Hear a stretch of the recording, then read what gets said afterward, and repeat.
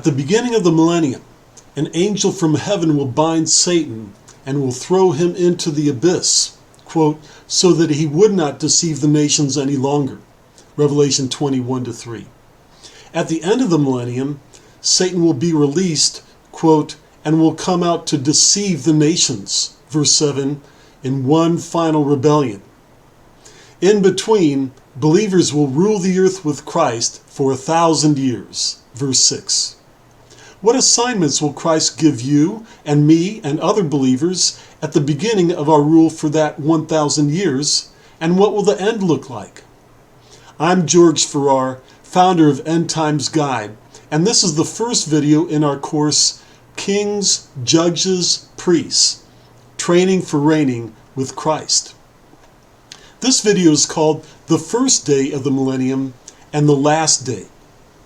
On the first day of the millennium, we will rejoice that Satan is bound and that he cannot deceive the nations any longer. But we will have to face the destruction that he has left behind. Satan came to steal, kill, and destroy. And with the cooperation of many nations, he will be quite successful, especially with the cooperation of the Antichrist. With the Antichrist, the tyrannical man of lawlessness, sin will reach its full measure, and the Antichrist kingdom will reach to the ends of the earth. So God will send plagues, 7 trumpets, and 7 bowls of wrath to wipe out the Antichrist kingdom, which had conquered the nations in a world war that took away peace from the whole earth. Revelation 6:4. The destruction that the Antichrist leaves behind looks far worse than Egypt after the plagues in the time of Moses. Imagine all the devastation of the earth that Christ will return to. The oceans have turned to blood. All springs and rivers flow with blood.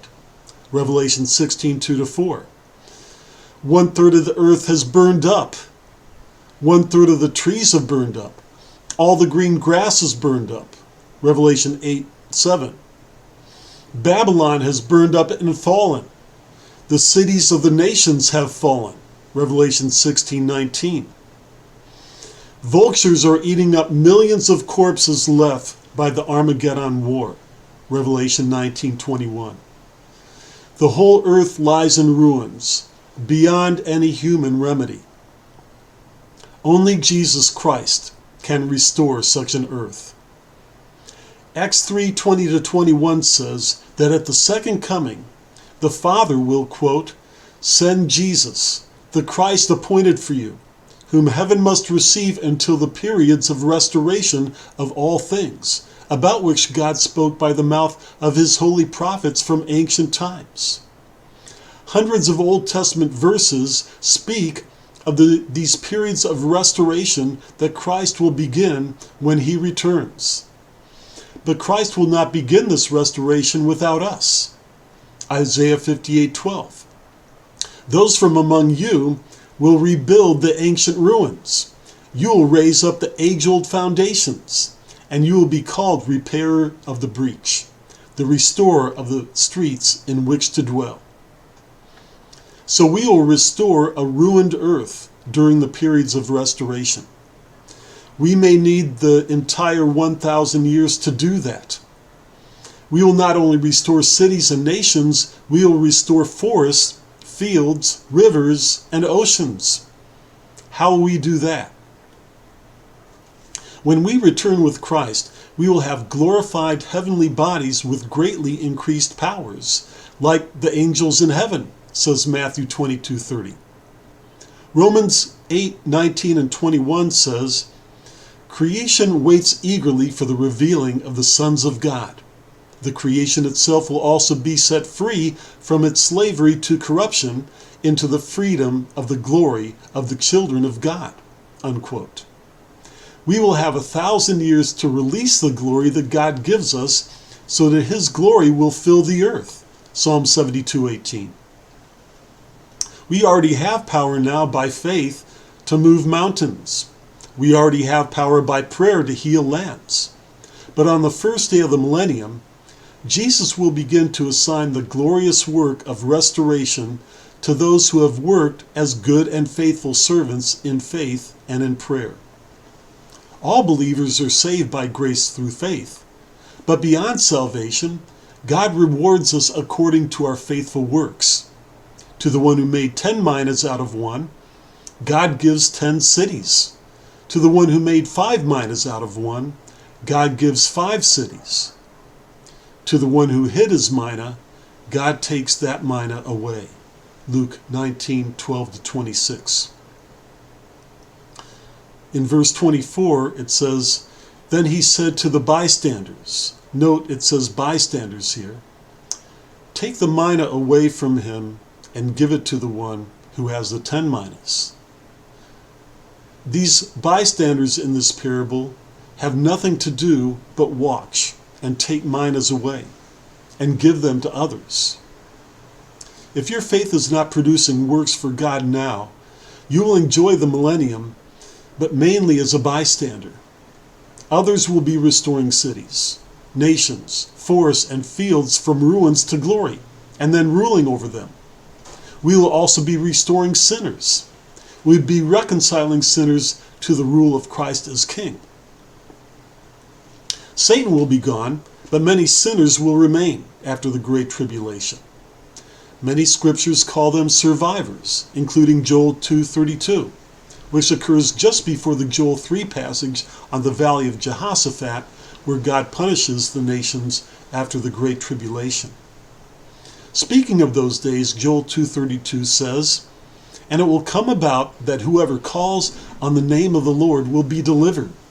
For on Mount Zion and in Jerusalem there will be those who escape, as the Lord has said, even among the survivors whom the Lord calls."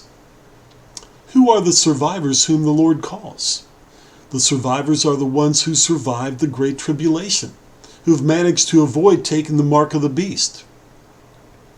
The survivors remain after the 2 witnesses have gone up into heaven to join the rest of the 144,000 in heaven.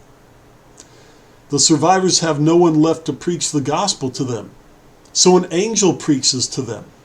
Revelation 14:6-7 says, "This angel has an eternal gospel to preach to every nation and tribe and people and tongue," unquote.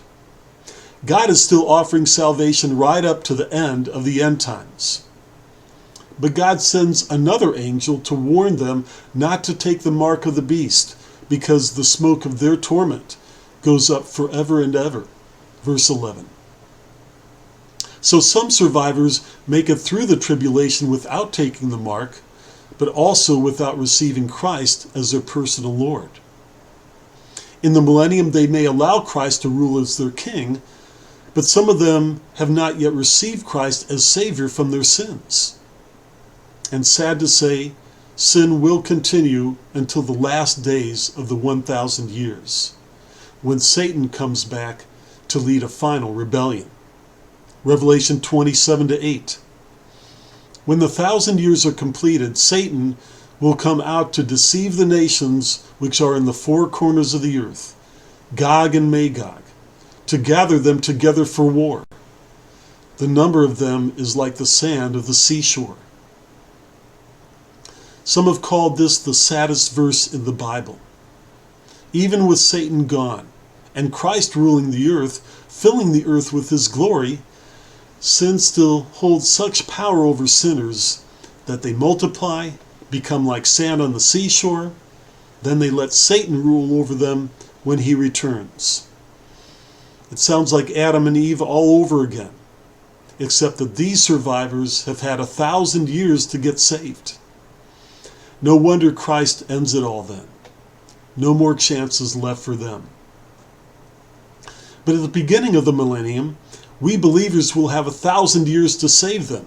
We'll have all the advantages: glorified bodies, totally renewed minds, totally sanctified spirits and souls, churches that keep going from glory to glory, no sins that might spoil our witness, except from those who convert during the millennium. But we'll have perfect teaching and training for them to make disciples, and testimonies of how we were totally saved from sin and glorified. Who can resist such a witness? And in fact, multiplied multitudes will be saved.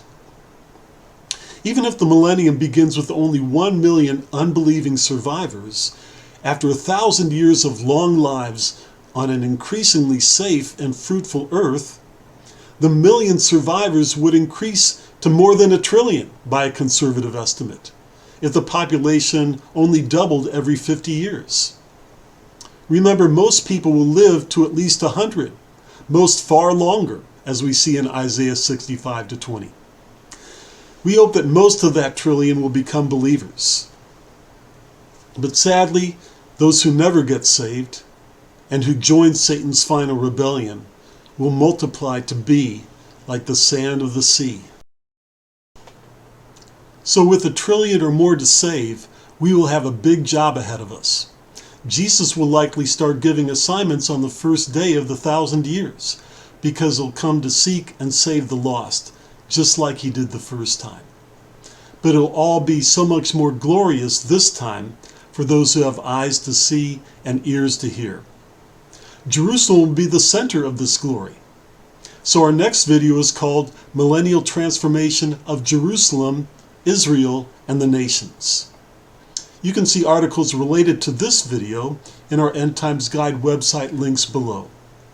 In the next video, you will see that when Jesus returns to Jerusalem, he will need to purify his temple and the priesthood so that his glory may remain there. You will learn why unbelievers will need to bring sacrifices, and how believers, including us, will take his glory to the nations. Until then, please read Malachi 3:1-4 and Isaiah 4. Thanks for joining this session of our course.